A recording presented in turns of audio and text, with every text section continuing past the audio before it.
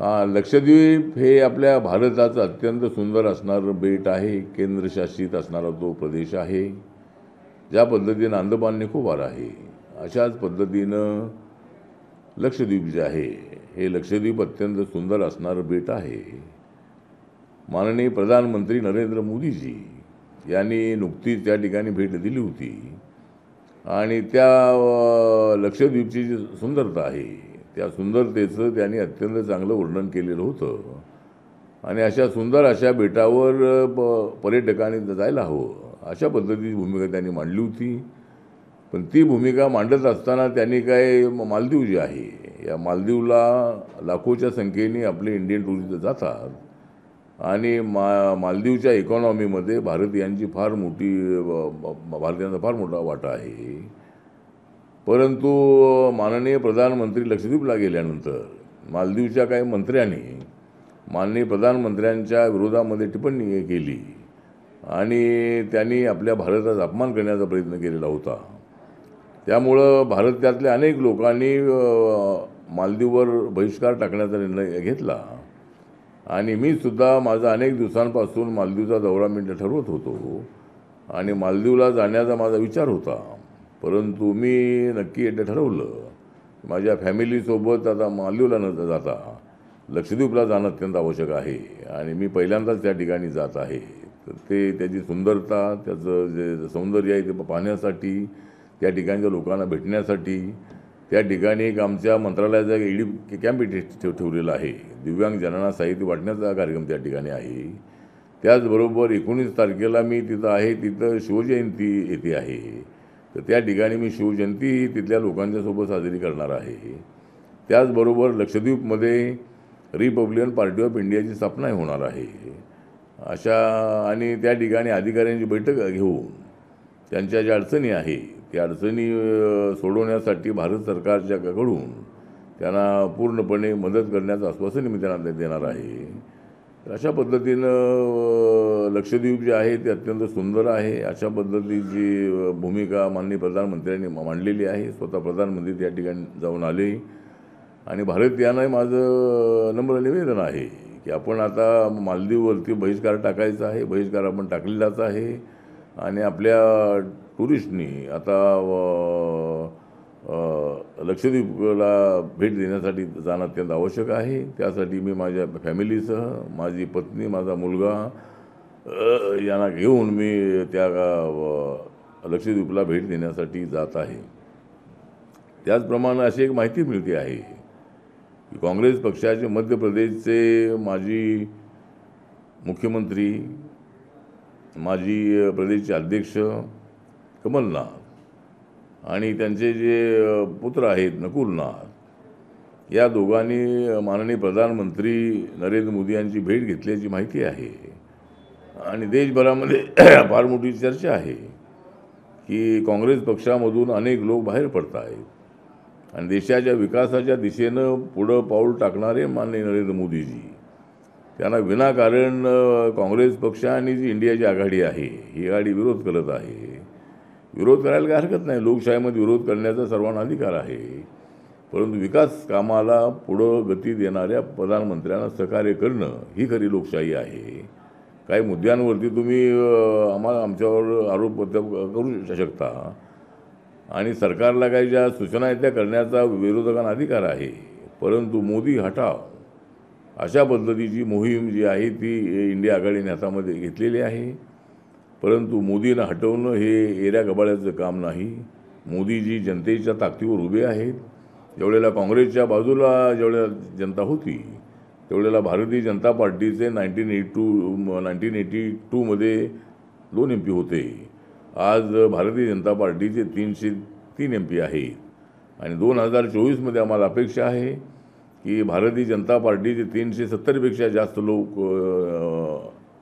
खासदार निवडून येतील आणि NDAचे 400पेक्षा जास्त आमचे मेंबर ऑफ पार्लमेंट असतील, अशा पद्धतीचा आम्हाला विश्वास आहे. त्याचबरोबर आता जी लोकसभेची निवडणूक येते आहे, महाराष्ट्रामध्ये BJP, शिवसेना आणि राष्ट्रवादी काँग्रेस या तिघांची मोठी ताकद आहेच आहे.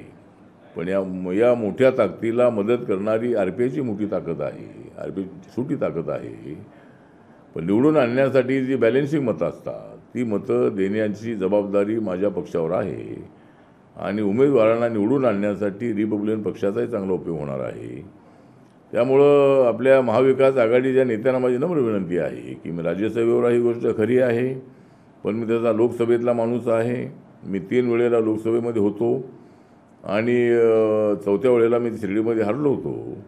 त्यामुळं रिपब्लिकन पक्षाला एक जागा तरी देणं अत्यंत आवश्यक आहे. महाराष्ट्रामध्ये सगळा देश वाट पाहतो आहे, सगळ्या देशातले लोक मला फोन करत आहेत आणि रिपब्लिकन पक्षाला एक जागा आपण मिळवून आपण त्या ठिकाणी शिर्डीमध्ये उभं राहावं, आपण तिथं निवडून यावं, अशा पद्धतीची मागणी देशभरातल्या लोकांची आहे. आणि शिर्डी लोकसभा मतदारसंघातल्याही लोकांची भावना आहे की त्या ठिकाणी मी उभं राहिलं पाहिजे. एकदा मी त्या ठिकाणी हरलो होतो, परंतु मी जर त्या ठिकाणी निवडून आलो तर मला असं वाटतं की मला नक्कीच माननीय नरेंद्र मोदींच्या मंत्रिमंडळामध्ये संधी मिळेल असा मला विश्वास आहे. आणि त्या मंत्रिपदाचा उपयोग आहे हा मी देशभरातल्या लोकांसाठी तर करणारच आहे, महाराष्ट्रासाठी करणारच आहे. पण शिर्डी लोकसभेचा जो कायापालट आहे, शिर्डी लोकसभेला न्याय देण्याचं जे काम आहे, हे काम नक्की मला माझ्या मंत्रिपदाच्या माध्यमातून करता येऊ शकेल. त्यामुळं माझा माननीय एकनाथ शिंदेजी, देवेंद्र फडणवीसजी आणि अजितदादा पवार यांना नम्र निवेदन आहे की आमच्या भावनांचा विचार करणं अत्यंत आवश्यक आहे. आम्हाला एक तरी जागा मिळणं अत्यंत आवश्यक आहे. रिपब्लिकन पक्षाला एक जागा मिळाली नाही तर आम्हाला लोकांना तोंड दाखवणं अत्यंत अवघड होऊन जाईल. त्यामुळं दलित मतं जी आहेत ही मतं आपल्याला ट्रान्सफर करायची असतील तर आपल्याला रिपब्लिकन पक्षाला एक तरी जागा आपण द्यावी, अशा पद्धतीचा आमचा आग्रह आहे. 2 जागा द्यायची आमची मागणी होती, पण 2 जागा मिळणं थोडंसं अडचणीत असल्यामुळं किंवा एक जागा तरी आपल्याला मिळालीच पाहिजे, अशा पद्धतीचा आमच्या कार्यकर्त्यांचा आग्रह आहे. आणि त्याचा विचार माननीय देवेंद्र फडणवीस यांनी करावा. मी दिल्लीमध्ये माननीय अमित शहाजी, त्याच पद्धतीनं JP नड्डाजी यांना मी भेटलेलो आहे आणि रिपब्लिकन पक्षाला महाराष्ट्रामध्ये एक जागा द्यावी आणि मला त्या ठिकाणी उभं राहायचं आहे, अशा पद्धतीची इच्छा मी त्यांच्याकडे व्यक्त केलेली आहे. त्यामुळं देवेंद्र फडणवीस यांनी त्यामध्ये लक्ष द्यावं आणि फक्त वरच्या लोकांवर न सोपवता राज्यामधून त्याने दलित मतं, रिपब्लिकन मतं जी आहेत ती मिळवण्यासाठी मला एक जागा दिलीच पाहिजे, अशा पद्धतीचा माझा आग्रह आहे. आणि त्याचा विचार नक्कीच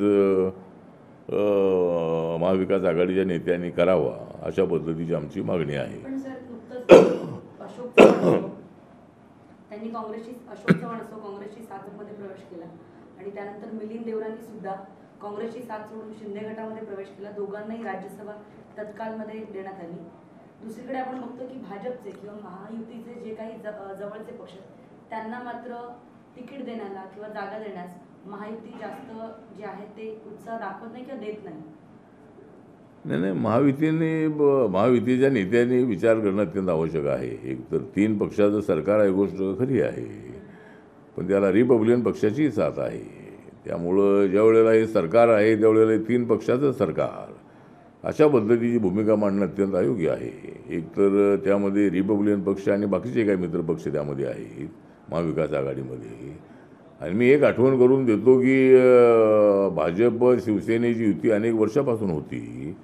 ज्यावेळेला 2012मध्ये BMCच्या निवडणुकीच्या वेळेला मी ज्यावेळेला भूमिका घेतली की बाळासाहेब ठाकरे यांनी माझ्यासमोर जो प्रस्ताव ठेवला होता की शिवशक्ती भीमशक्ती एकत्र आली पाहिजे, आणि मी माझ्या कार्यकर्त्यांना विचारून, समाजाला विचारून, विचारवंतांना विचारून मी निर्णय घेतला आणि BJP शिवसेनेसोबत जाण्याचा मी निर्णय घेतला. त्यावेळेला युतीची महायुती झालेली आहे. ही युती आत्ता एकनाथ शिंदे आणि अजितदादा आल्यामुळे ती महायुती झालेली असं नाही आहे. रिपब्लिकन पक्ष सेना भाजपसोबत आल्यानंतर ती महायुती झालेली आहे. आणि त्यामुळं RPIला एकदम असं डावलून चालणार नाही आहे. रिपब्लिकन पक्षाचा विचार महायुतीच्या नेत्यांनी करणं अत्यंत आवश्यक आहे. माझ्या पाठीशी माझा समाज आहे. ज्या समाजाची मतं पूर्वीच्या काळामध्ये BJPला शिवसेनेला मिळत नव्हती, ती मतं 2012पासून मुंबई महापालिकेच्या निवडणुकीपासून अत्यंत चांगल्या पद्धतीची मतं आमच्या महायुतीला मिळत आहेत.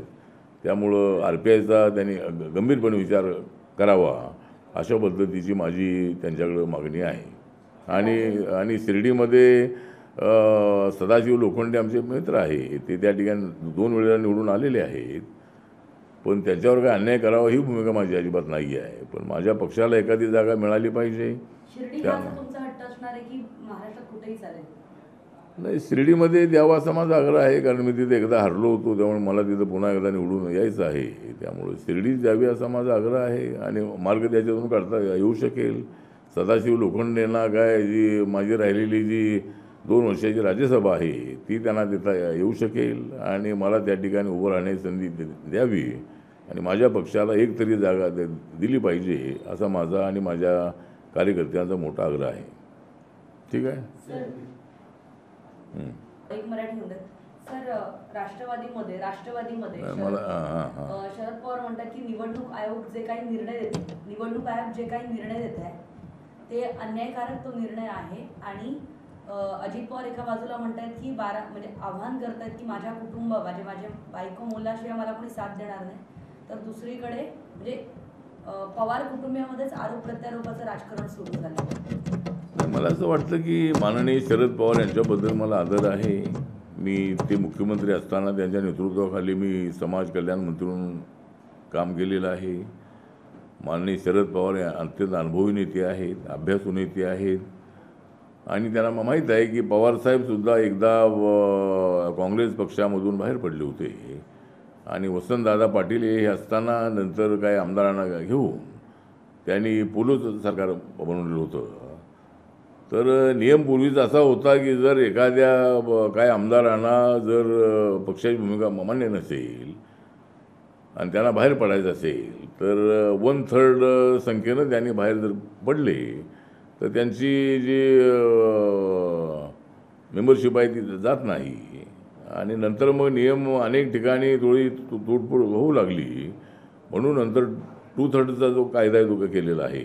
त्यामुळं 2/3 मेजॉरिटीने जर आमदार खासदार जर बाहेर पडले तर त्याला त्या पक्षाला किंवा त्या ग्रुपला अधिकृत मान्यता देण्याचा नियम आहे. त्यामुळं इलेक्शन कमिशनने तो निर्णय घेतलेला आहे. अजितदादा पवार यांच्या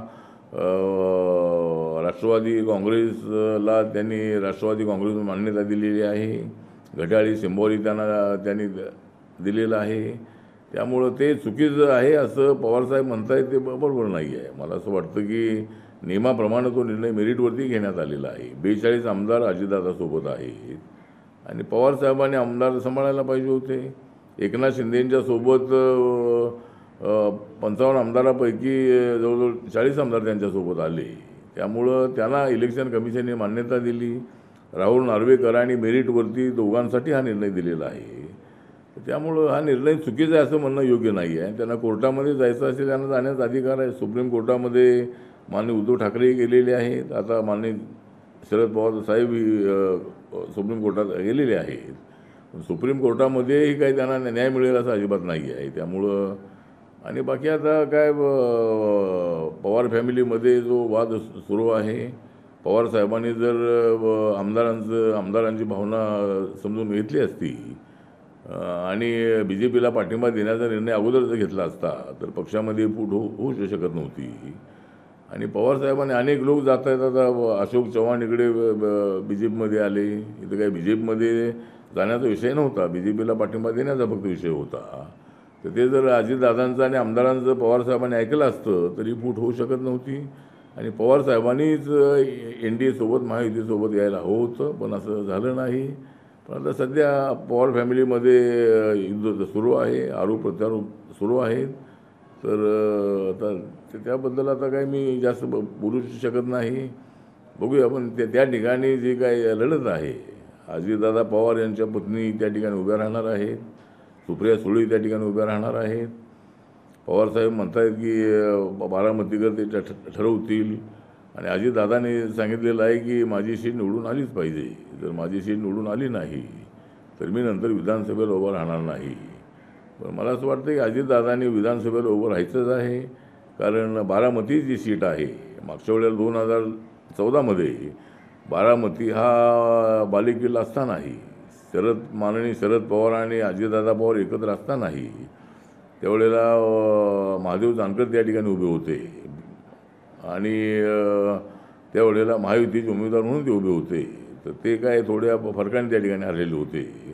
त्यामुळं आता तर अजितदादा पवार आमच्यासोबत आलेले आहे. त्यामुळं आता जो बारामतीचा जो बालेकिल्ला आहे तो माननीय शरद पवारांचा बालेकिल्ला आता नसून तो बालेकिल्ला आमच्या महायुतीचा आहे. आणि सुमित्रा काय त्यांचं नाव